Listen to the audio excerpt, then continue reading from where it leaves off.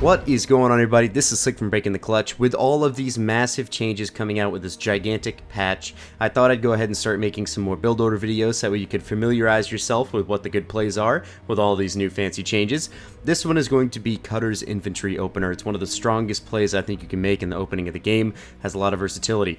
Generator first, start a Marine, and then what you do is you get Raid 1 immediately. This is going to make all of your infantry units move super fast and travel around the map. As you saw there, I set a rally point at the closest mini base, and then I also immediately built a second supply pad.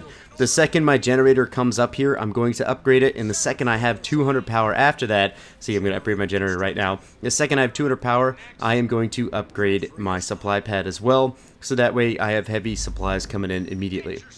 You're also going to notice that there will be a slight gap here if you don't get at least 4 supply crates.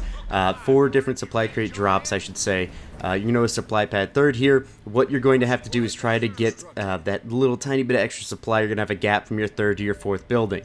Second, I have 200 supply again. I'm throwing down a mini base, and once again sprinting for the nearest supply crate drop, upgrading my supply pad there, and we are looking fairly well forward to the game. So right here, you're going to notice, just like I said, the supply pad's going to come up, and we're going to have a little tiny bit of gap in time there before I can get that next supply pad down. It's really the slightest big deal. The second you have that fourth building down, you can start going for power crates on the map because you just need enough supply to get that building down without messing up the structure of the build. So on the mini base, as soon as that comes up, you're going to go barracks, and then on the empty slot on your main base, you're going to go barracks again. So what you're going to have here is a potential quad pump of infantry units. Notice I upgraded my third supply pad, or my third building right there.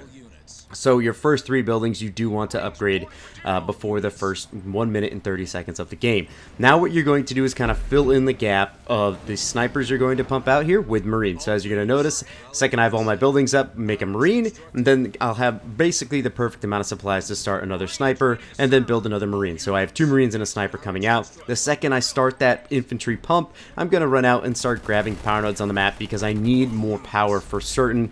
That one upgraded generator will be helpful, but it will not provide us with enough power to have a very successful orderly game. Right here you can also get Raid 2 if you'd like, but I prefer to get the restoration drones just because, say, in those early games, infantry units definitely help themselves out with a little bit of restoration drones. As you're going to see, after I clear that first power node, still keeping up that sniper marine pump, no problem. I'm going to send my sniper to grab that, so that way my enemy will not know my sniper is still in production, or if I have any at all.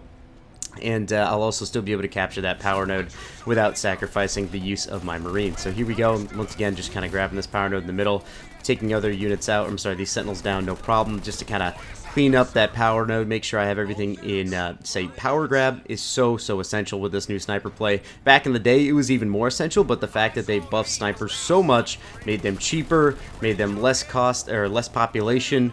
It's fantastic. Snipers are so much more viable now. So right here, this is going to be the first engagement. Now, your first engagement with this build will be your deciding factor for what you're going to do next. If you notice that your enemy's doing basically heavy infantry, you just keep up the sniper pump and do nothing else. Sometimes you'll push out this far, see a bunch like, say, enemy jackrabbits, enemy scouts. They really won't have that many at 3 minutes, so you should be able to back up your army and then get grenade and just pump Marines and don't even focus on snipers. However, in this certain scenario, this enemy I'm playing against here does have basically all infantry. He had 1 chopper, so I'm just going to keep pushing forward with all my units and just take over this here middle of the map.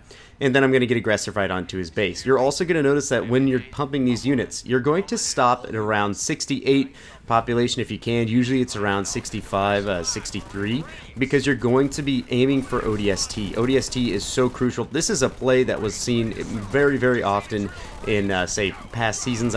For certain past seasons, because of course the ODST charges, the little grenades they throw out on the ground, are basically building killers, and they will absolutely do so much damage, even though they also have been nerfed to any of these buildings you're shooting with your enemy here. Of course, as you're going to see, look, 66 is where my population will sit at, just because you need 12 population to drop the ODSTs down. And at this point in the game, where you're sitting at that pop cap, you can start aiming and thinking about grabbing a new base. Of course, when you feel comfortable, you most certainly can buy it. Notice how I'm spreading out all of my infantry units here just so I can get an even attack on the base. Some people would also say go for grenades at this point. I prefer not to, just to get a faster tech up. because what you're going to want to do is throw down either a Garage for Warthog play immediately or Wolverines. If that is the case, you're not going to see that most likely. But if not Wolverines, then what you do is you throw down an air pad and immediately go into Nightingale. So you have Nightingale supports for these units, and things will go very well for you. As you're going to notice here, I'm going to grab my second base a little late here. Right around the same time, I need to upgrade my base, which is definitely a flaw in this here gameplay. Just want to make sure I showed mostly everything here.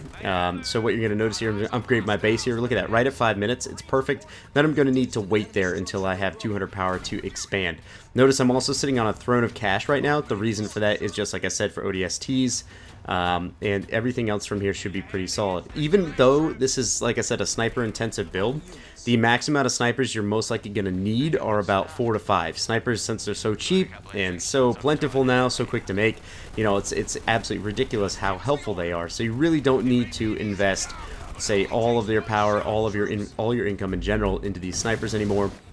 It's great. As you're also going to notice, around 5:30, I did sack my second barracks as I'm nearing full pop here, just so I can go into another generator to have a little bit more power income as I get into my airpad, vehicle depot, whatever I decide to go for, pump.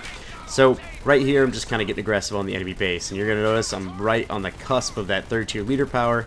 The second that comes in, I'm going to drop ODSTs right on the base. You want to make sure you get as close to the buildings as possible, because it will do a lot of damage there to the base as they drop down, stun any units, blah, blah, blah. You guys know that. And that is pretty much the build. Like I said, you want to go airpad as soon as you have your upgraded base. I see I throw in a garage there, just like a choke. Look at that. Oh my god, look at this choky choke right here. And then I go right into airpad garage, and then I'm going to start throwing down some extra buildings on my base. Armory is usually what I go for just to get reinforcements and continue into the late game. So there you have it, guys. This has been Slick from Breaking the Clutch. I hope you enjoyed this Cutter Infantry opener. We'll see you guys next time.